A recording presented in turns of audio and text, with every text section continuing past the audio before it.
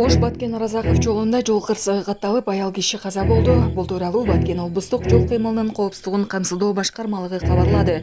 19 февраль күнү саат 22:04 чамасында Рават айылы аркылуу өткөн Ош Баткен Аразаков унаа жолунун 309-чакырымында аталган айылдын тургуну башкарган Баткен районунун номер 2 жол тейлөө ишканасына таандык болгон Isuzu NLS 43-150 үлгүсүндөгү атайын унаасы менен инерттик материалдарды себип бара жаткан. Ошол учурда арт жагынан удалаш келе жаткан Ташкент шаарынын жашоочусу Центр комплектации МЧЖ ишканасына таандык болгон унааны башкарып бара жатып, рулун башкара албай атайын техниканы арт жагынан сүзгөн. Кырсыктын кесепетинен Chevrolet унаасында жүргүнчү болуп бара жаткан Ташкент шаарынын тургуну ооруканага жетпей каза болгон. Ал эми 2020-жылы туулган кызы денесинен жарат алып, Баткен ооруканасына жеткирилди. Булак ЖТТВ кежи. Жана башка жаңылыктар түрмөгү видеого лайк басып, Манас ТВ каналга катталып, акыркы жаңылыктардан кабардар болуп туруңуз. Ички иштер министрлиги такси катары оң жолду унаа айдоого тыюу салууну кайрадан сунуштады. Министрлик мындай демилге жол кырсыктарын азайтат деп эсептейт. Өткөн жылы таксисттер кагышкан 276 авария катталып, анын кесепетинен 24 киши каза тапса, 619 жаракат алган. Деген менен ички иштер министрлиги анын канчасы оң жолду болгонун тактаган эмес. Ведомство былтырда ушундай эле токтом долбоорун сунуштаган. Андан мурунку жылдары демилге бир нече ирет көтөрүлүп келген. Ага таксисттер каршы болууда. Мындан сырткары ички иштер министрлиги жүрүү ылдамдыгына чек коюлбаган автобустарды каттамга чыгарбоону көздөп жатат. Урматтуу Москвадагы мекендештер, сиздерге таза жана оригинал документтер керек болсо, сиздерге Абдуталип мырзаны сунуштайбыз.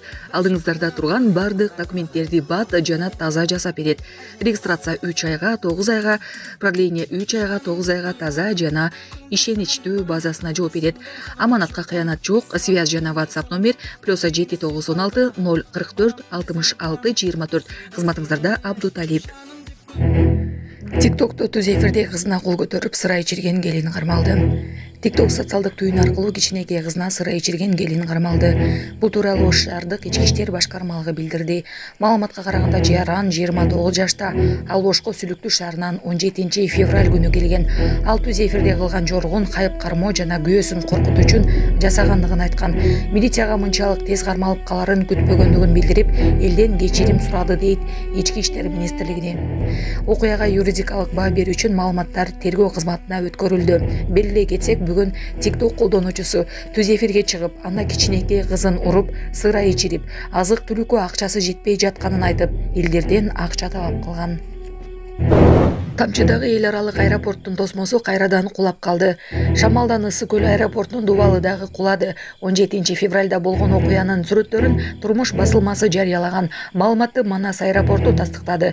Ысык көлдүн бул аймагында ылдамдыгы секундасына 32-37 метрге жеткен катуу шамал болгон. Ал чырпыктыгы Коштөл, Тамчы жана Жоктал айылдарында трансформатор станцияларын бузуп, электр сымдарынын мамыларын омкоруп кеткен.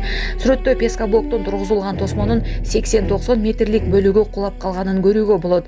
Аэропорттун тосмо дубалы буга чейин да кулап калган. Биринчи окуя былтыр мартта болгон эле. Анда бийлик катуу шамал бетондоо иштерин толук бүтө элек участоктогу дубалды уратканын айткан.